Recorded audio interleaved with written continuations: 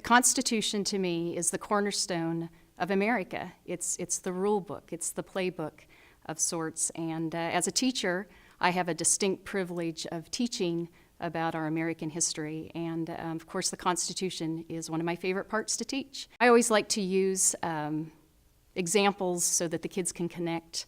And I think one of my favorite examples is comparing the Constitution and our history, our story, to a quilt. Of course, we know that a quilt is made up of all sorts of beautiful patches. The Constitution, to me, is the thread that holds America together.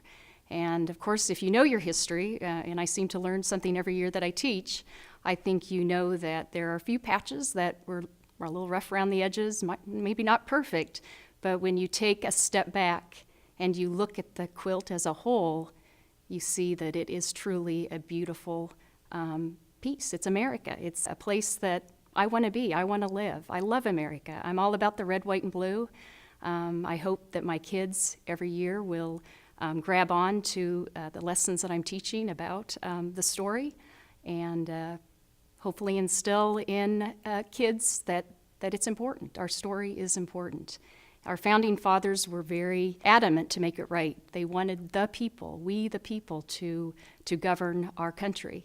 And it was very raw. They had been under a monarchy and they had fought a war. Many of the writers of the Constitution were in the know that they didn't want to have a country that was a monarchy or a king. So to have a country that was by the people, for the people, the principles for the people, I believe is a lesson that as a teacher, I hope I'm teaching those lessons to my students.